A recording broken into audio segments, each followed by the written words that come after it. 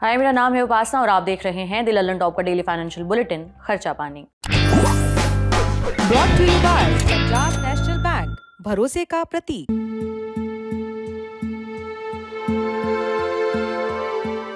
वैसे तो पिछले साल सितंबर के बाद से ही भारत के शेयर बाजारों में गिरावट का दौर जारी है, लेकिन इस साल की शुरुआत से देश के शेयर बाजारों में गिरावट का सिलसिला और तेज हो चुका है। 24 फरवरी को शेयर बाजार में आई भारी गिरावट के चलते निवेशकों के करीबन 5 लाख करोड़ रुपए और डूब गए।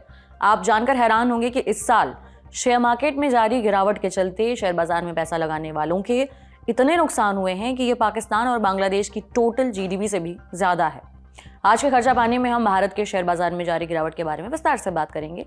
बाजार में जारी गिरावट के चलते इस साल निवेशकों को कितना नुकसान हुआ है, मार्केट में जो गिरावट है वो थम क्यों नहीं रही है, बाजार में क्यों गिरावट आ रही है, शेयर मार्केट का बुरा दौर कब तक खत्म होने की संभावना है, फिलहाल निवेशकों को क्या करना चाहिए, स्मॉल कैप और मिड कैप स्टॉक्स के निवेशक क्या करें, इन तमाम सवालों के जवाब जानेंगे। सबसे पहले बाजार का ताज़ा हाल जान लेते हैं। शेयर बाजार में उथल पुथल का दौर सोमवार यानी 24 फरवरी को बना रहा।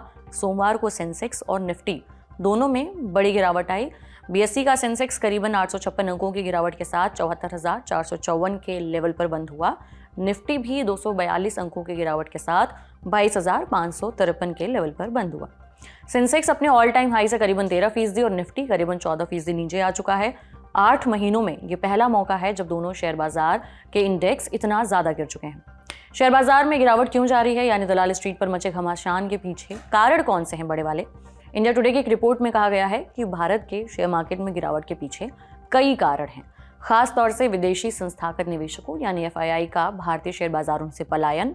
विदेशी निवेशक भारत के शेयर बाजार से तेजी से पैसा निकाल रहे हैं। इंडिया टुडे की ही रिपोर्ट बताती है कि विदेशी निवेशकों ने पिछले साल अक्टूबर से लेकर अब तक 2 लाख करोड़ रुपए से भी ज्यादा के शेयर बेचे हैं। इस रिपोर्ट में बताया गया है कि चीन के शेयर बाजारों में मजबूत उछाल विदेशी निवेशकों को भारत से दूर खींच रही है।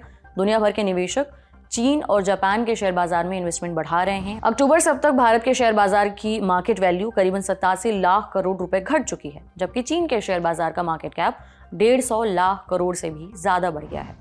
जियोजीत फाइनेंशियल सर्विसेज के chief investment strategist doctor V के विजय कुमार कहते हैं कि चीनी शेयरों में तेज उछाल शॉर्ट टर्म में भारत के शेयर बाजार के लिए एक और बड़ी चुनौती है। उनका कहना है कि विदेशी निवेशकों की भारतीय स्टॉक्स बेचने की रणनीति और चीनी यानी चाइनीज स्टॉक्स खरीदने की रणनीति कुछ समय तक कंटिन्यू रह सकती है। एनएसडीएल के आंकड़ों के अनुसार विदेशी पोर्टफोलियो निवेशकों ने इस साल अब तक 1,17,00,000 करोड़ रुपए की कीमत के भारतीय शेयर बेचे हैं। बिजनेस टुडे की एक रिपोर्ट के मुताबिक भारतीय बाजारों में तेज गिरावट ऐसे समय में दिख रही है जब वैश्विक फंड भारत पर लगातार कमजोर होते जा रहे हैं। ये निवेशक जापान और चीन जैसे बाजारों में अपना इन्वेस्टमेंट बढ़ा रहे हैं। इसकी वजह है कि चाइनीज कंपनियों के स्टॉक्स भारतीय कंपनियों के मुकाबले काफी सस्ते हैं। बोफा सिक्योरिटीज फंड मैनेजमेंट के एक सर्वे में ये बात निकल कर आई है कि फरवरी में ग्लोबल फंड्स द्वारा भारत दूसरा सबसे कम पसंदीदा शेयर बाजार रहा है। शेयर बाजार में जारी गिरावट का एक और बड़ा कारण है अमेरिकी राष्ट्रपति डोनाल्ड ट्रंप की तरफ से टैरिफ को लेकर जारी असमंजस का माहौल। ट्रंप ने अमेरिका में आयात किए जाने वाले सभी प्रकार के एल्यूमिनियम और स्टील के उत्पादों पर टैरिफ लगाया है। बाद में उन्होंने कनाडा और मैक्सिको पर लगाए गए टैरिफ को वापस ले लिया, लेकिन चीन पर यह टैरिफ अभी भी लागू है।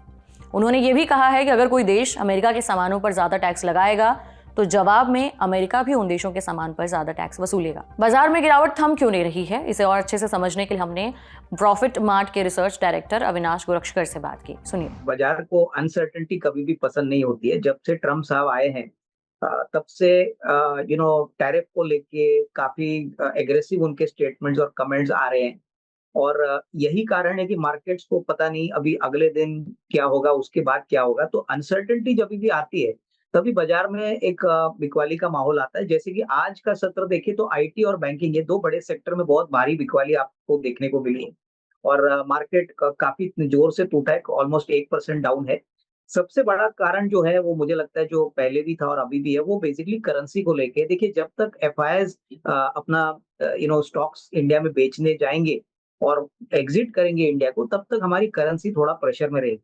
और इसका मेन कारण ये भी है कि बॉन्ड यील्ड्स वहां पे 4.5 पौने 5% है और जो मोटा मोटी जो उनको रिटर्न मिलते हैं, ये सब टैक्सेस और सब इंडियन रूपी के डेप्रिसिएशन के बाद, तो उनको मोटा मोटी 4.5-5% मिलता है। तो वही अगर रिस्क फ्री एसेट से उनको कंफर्टेबली यूएस में मिलता है तो मेरे ख्याल से उसी लिए पैसा काफी जोर से यहाँ से निकल रहा है। तो ये मेरे ख्याल से सबसे बड़ा कारण है। क्योंकि देखिए नतीजों का सीजन हो चुका है, बजट ने भी अच्छी थोड़ी सी टैक्स कंसेशन दी है, आरबीआई गवर्नर साहब ने भी 25 बेसिस पॉइंट का कट अनाउंस किया, लेकिन ये सारी चीजें करेंसी के फॉल के कारण पूरी तरह से नेगेट हो चुके हैं। तो जब तक मुझे लगता है ये करेंसी का थोड़ा मामला वोलेटाइल रहेगा, तब तक बाजार में ये प्रेशर रहेगा। बिजनेस टुडे के पत्रकार अमित मुदगिल की रिपोर्ट में कहा गया है कि इस साल से अब तक यानी 2 महीनों से भी कम समय में शेयर बाजार में जितना पैसा डूबा है वो पाकिस्तान और बांग्लादेश की जीडीपी से भी ज्यादा है। यह रिपोर्ट बताती है कि भारत के शेयर मार्केट कैप यानी शेयर बाजार में लिस्टेड सभी कंपनियों की मार्केट वैल्यू में 520 अरब डॉलर रुपए में कन्वर्ट करें तो करीबन 45 लाख करोड़ रुपए की गिरावट आ चुकी है। इंटरनेशनल मॉनेटरी फंड यानी आईएमएफ ने इस साल बांग्लादेश की जीडीपी करीबन 42 लाख करोड़ और पाकिस्तान की जीडीपी करीबन 35 लाख करोड़ रुपए रहने का अनुमान लगाया है। बिजनेस टुडे की रिपोर्ट में यह भी कहा गया है कि पाकिस्तान और बांग्लादेश ही नहीं, भारत के शेयर बाजार में डूबने वाली रकम का आंकड़ा मलेशिया, नॉर्वे, फिलीपींस और वियतनाम के लिए आईएमएफ की तरफ से जताए गए आर्थिक विकास दर के आंकड़ों से भी ज्यादा है। रिपोर्ट के मुताबिक साल 2024 के आखिर में भारत के शेयर बाजार का कुल मार्केट कैप 443.47 लाख करोड़ रुपए था, जो अब घटकर 398.46 लाख करोड़ रुपए तक आ गया है। इस तरह से देखें तो भारत के शेयर मार्केट की मार्केट वैल्यू में करीबन 10% की गिरावट आई है। इतना ही नहीं, सिर्फ फरवरी महीने में निवेशकों के 26 लाख करोड़ रुपए स्वाहा हो चुके हैं। लेकिन अगर बाजार की गिरावट ना थमी तो शेयर बाजार में एक और रिकॉर्ड बनने वाला है। निफ्टी लगातार 5वें महीने गिरावट के साथ बंद होगा। मनी कंट्रोल की रिपोर्ट के मुताबिक इससे पहले निफ्टी 50 सिर्फ 2 बार लगातार 5 महीने गिरावट के साथ बंद हुआ है। करीबन 28 साल पहले जुलाई से नवंबर 1996 के बीच लगातार 5 महीने निफ्टी गिरावट के साथ बंद हुआ था। इस बार की गिरावट का दौर कितना लंबा है कि साल 2008 की मंदी और कोरोना के समय भी निफ्टी में लगातार 5 महीने गिरावट नहीं देखने को मिली थी। बाजार हर दिन गिरावट का नया रिकॉर्ड बना रहा है। ये गिरावट कब तक जारी रह सकती है, इसे समझने के लिए चलते हैं एक्सपर्ट के पास। फरवरी का महीना अभी चल रहा है, जो बहुत जल्दी खत्म हो जाएगा। मार्च के महीने में भी मुझे लगता है कि नॉर्मली जो मार्केट के लोग होते हैं टैक्स एडजस्टमेंट्स काफी करते हैं, तो मार्च का महीना भी थोड़ा सा वोलेटाइल रहेगा। जो भी इंप्रूवमेंट आपको देखने को मिलेगा वो मेरे ख्याल से अप्रैल से होना चाहिए, क्योंकि जो रेट कट भी हो चुका है, जो बजट में अनाउंसमेंट्स हो चुके हैं, उसका नतीजा जो है और उसका जो असर है वो आपको अप्रैल टू जून के क्वार्टर में देखने को मिलेगा।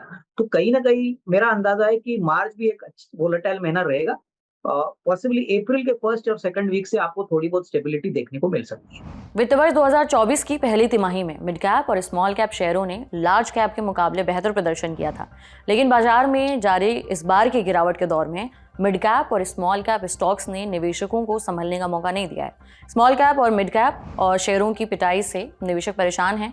पिछले साल अक्टूबर से लेकर अब तक निफ्टी मिड कैप इंडेक्स करीबन 20% नीचे गिर चुका है। वहीं निफ्टी स्मॉल कैप इंडेक्स भी 24% के आसपास टूटा है। स्मॉल कैप और मिड कैप में गिरावट की पूरी कहानी के बारे में हमने खर्चा पानी के 1028वें एपिसोड में विस्तार से बात की थी। इसका लिंक आपको डिस्क्रिप्शन में मिल जाएगा।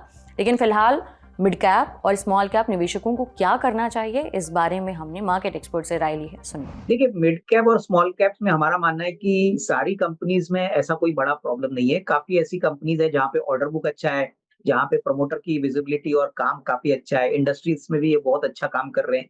लेकिन जिस प्रकार की तेजी हमने शॉर्ट टर्म में देखी थी, बहुत कम समय में बहुत ज्यादा पैसा मिड कैप स्मॉल कैप में बन गया था, तो वो एक करेक्शन हो रहा है। तो मेरे ख्याल से जिनकी पोजीशंस है थोड़ा बहुत लॉस में, जो लोग अभी बैठे हैं, निवेश का अगर आपका विचार है, अगर आप निवेश के लिए आपने खरीदा है, मोमेंटम के लिए नहीं, तो निवेशित रहिए। पैनिक में मत बेचिए, ये पैनिक का समय नहीं है। पर हाँ, कम से कम 3-4 महीना आप अगर होल्ड कर सकते हो, तो मेरा मानना है अप्रैल टू जून के क्वार्टर के बाद यहाँ पे भी अच्छा एक बाउंस बैक आपको देखने को मिल सकता है। भारत के शेयर बाजार की ताजा हालत का अंदाजा ऐसे लगा सकते हैं कि भारत के शेयर मार्केट को दुनिया का अब सबसे खराब प्रदर्शन करने वाले बाजारों में शामिल किया गया है। CNBC TV 18 की एक रिपोर्ट के मुताबिक निफ्टी 50 इंडेक्स में इस साल अब तक अमेरिकी डॉलर के हिसाब से 6% की गिरावट आई है।